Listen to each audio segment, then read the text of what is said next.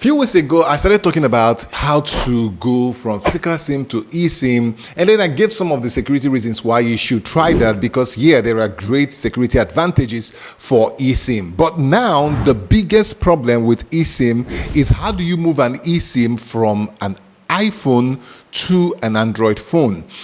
Well, iPhone has an option to transfer eSIM to another iPhone. It doesn't have that option for you to transfer from iPhone to Android. So how do you do that? It's not going to be easy, but after this video, you will learn how to quickly transfer your eSIM from iPhone to Android in less than 90 seconds. It's so easy at the end, but let's get started. Okay, welcome back. So when you get your eSIM, they will give you a QR code that you can use to scan to get your eSIM activated on the phone. Now, after a while, I wanted to move my eSIM from the iPhone 12 here to Samsung Galaxy S24 Ultra, but then I couldn't do that. I even had to call my friend who works on the network, and she started guiding me through on what to do and what not to do.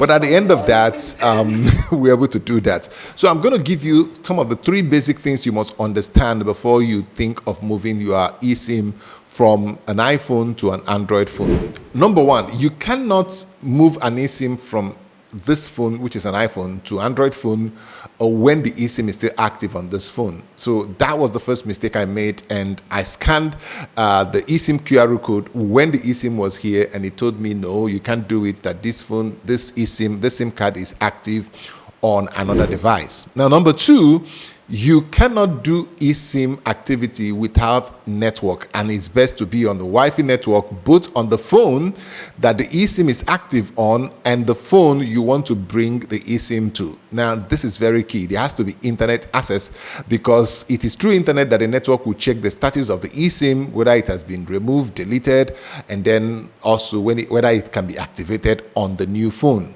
So you have to know this so that I'm not stressed out the way I was, because I had to start making calls like, Colin, what else do I have to do? I've tried to scan it didn't work. So once you are through with this tool, now let's go in and see what you will do. So the first thing you need to do is to go to this phone, which is setting mobile cellular network or mobile connection, and you go to where the eSIM is and you delete this eSIM. So that is the first thing. If this eSIM is not deleted, you won't be allowed to even scan the QR code on this device. So that's what we did. I deleted the eSIM here, and then I was able to scan the QR code and before it could work. For Samsung here, I have to go to the settings, I have to go to connection, go to SIM manager, and then now click to add eSIM. Of course, you're going to use a scan with QR code. So from here, you also see that in the setup for eSIM, that Samsung actually have option for you to transfer eSIM from another device, which is definitely an Android device, because iPhone is not going to do that. I did try to see whether I can bring it or do NFC, but it didn't work. So iPhone doesn't transfer eSIM to Android. You can use only QR code to do that.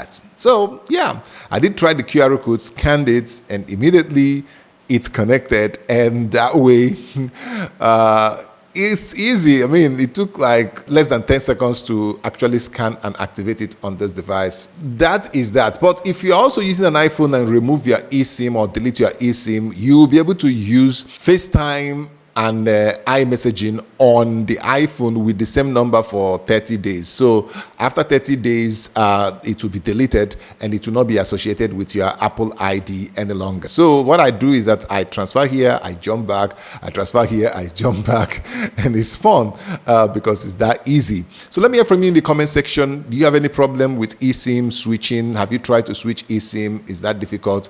I think one of the challenges is that there are many devices on the Android side that don't have the eSIM capability, so that could be the only setback for if you want to move from Android to iOS. But for S24 Ultra, starting from S20, a lot of Pixel from Pixel 6a or Pixel 6 or 7 upwards, and I think Xiaomi for 15 or 14 has eSIM capability. So there are many of them to do there. So let me hear from you in the comment section. If you are having problem or you want to transfer eSIM, I'll be glad to answer you as much as I can. Make sure you follow me here, like, share, subscribe, and turn on the notification bell icon to get videos like this once we publish it. And until I see you in the next one, it is peace to our world.